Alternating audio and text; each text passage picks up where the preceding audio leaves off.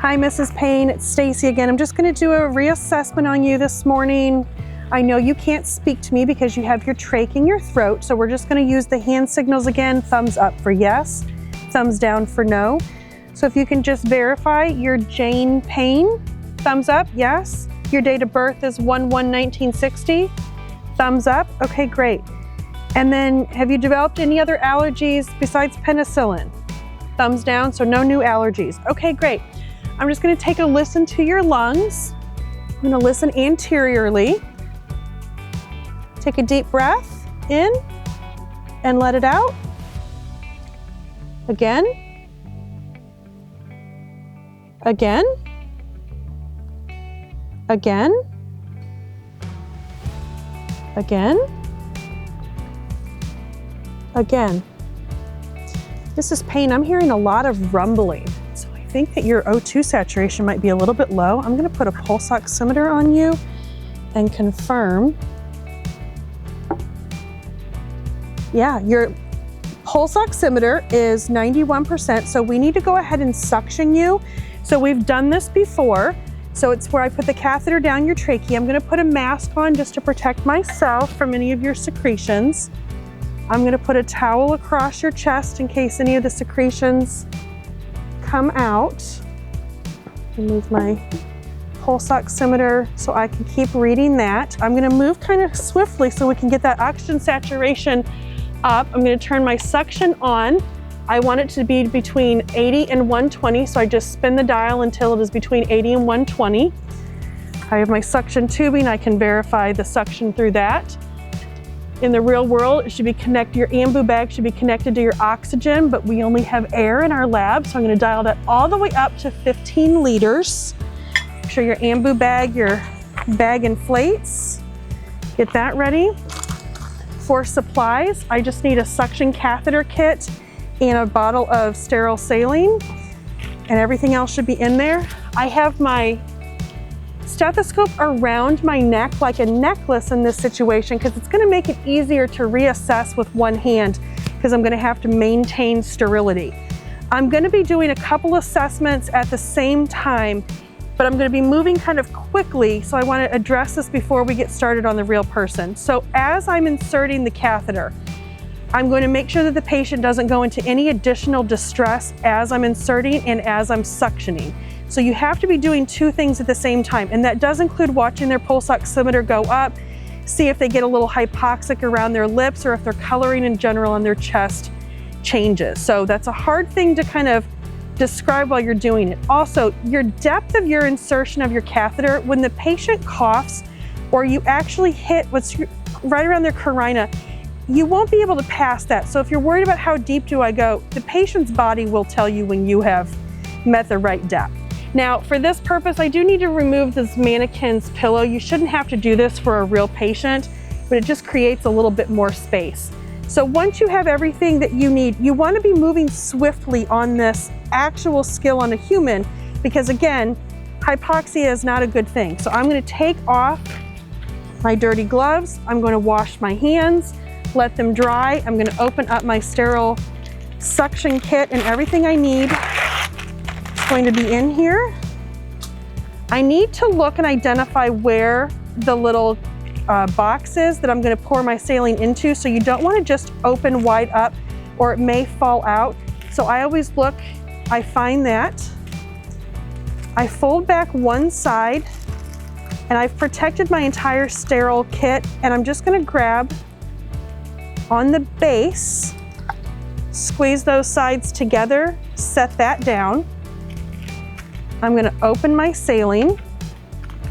I'm going to pour that into the box. Saline aside, because that does not need a sterile glove to do, because that was not a sterile container on the outside. And I'm protecting my sterile field by having that completely covered. And that is going to be off in the front. And now I'm ready to open my sterile field.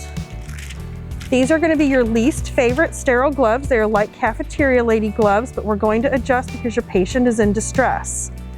So you're going to open up the wrists. You're going to grab at the actual wrist, and you're going to get your hand in there and pull that wrist down without touching the actual front of the glove. The second hand goes under the cuff. Keep your thumb up and then drive, your fingers under that cuff.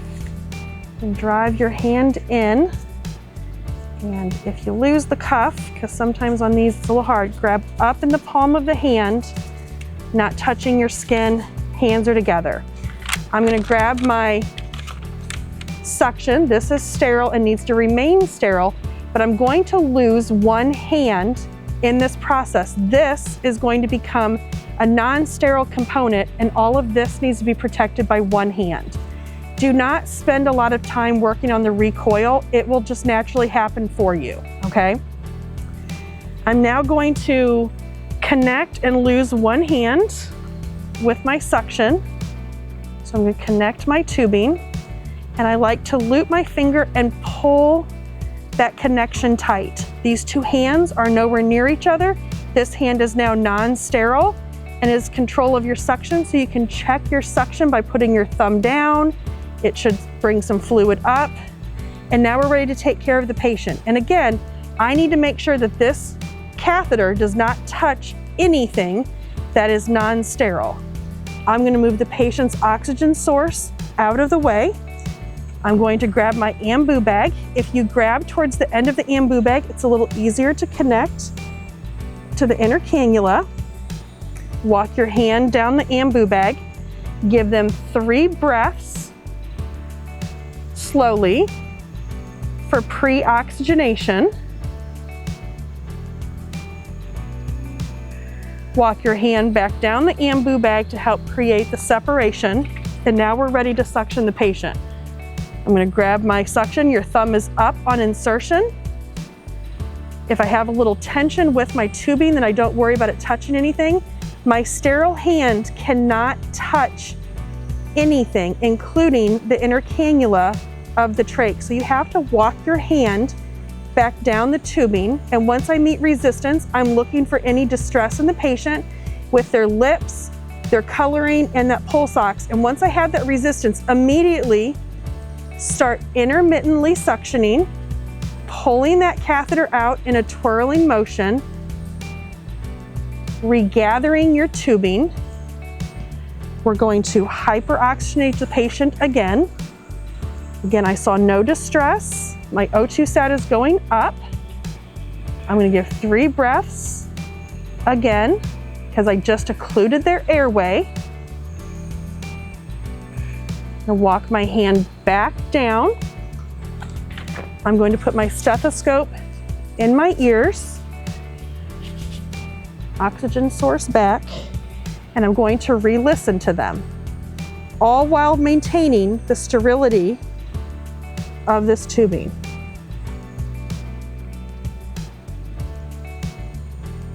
Now, in reality, one suction does not get all of their secretions. So Mrs. Payne, in reality, you still have crackles. Your O2 saturation has gone up to 93. I'm gonna clear my secretions now. So suction, note the color, consistency, and amount. Regather that tubing, and I would go again in that exact same process. For a checkoff purpose, you're probably done. So when I say redo this, so this is move your oxygen source out of the way. You're going to hyperoxygenate them, giving the 3 breaths. And things that I'm noticing, now guys, I have been doing this a lot of years. This catheter is still sterile. It has not touched the table. It has not touched the patient. It has not touched me. My hand doesn't touch the inner cannula. I keep backing my hand back off. I have resistance. I don't see any distress. I don't see the O2 saturation going down. I'm going to hyperoxygenate again. While I was suctioning, it's my thumb on and off of that suction. Walk your hand back down. Oxygen source back there. Stethoscope back into your ears. and you're re-listening, all while maintaining sterility, okay? Once you're done assessing, then you worry about your secretions, because this is not going to dry up. This is not going to go anywhere, but listening and watching your patient is the biggest thing. Mrs. Payne, I think we have done a great job. We got a lot of secretions out with those 2 suctions. Your O2 saturation is up to 98%, which is wonderful. So I'm going to go ahead and disconnect my suction tubing. I'm going to wad it up into your gloved hand for proper disposal. And that goes in the trash. And then for the cleanup on your patient after the procedure, you're just going to put regular gloves back on to clean everything up once you're done. And that just decreases the contamination of any of your supplies. A lot of patients have secretions that have infectious qualities of them, so it just keeps it from touching other surfaces. We'll dispose of our saline, we'll take our towel away. In this situation, Mrs. Payne is going to get her pillow back, but like I said, in the real world, your patient should just be able to flex their head back.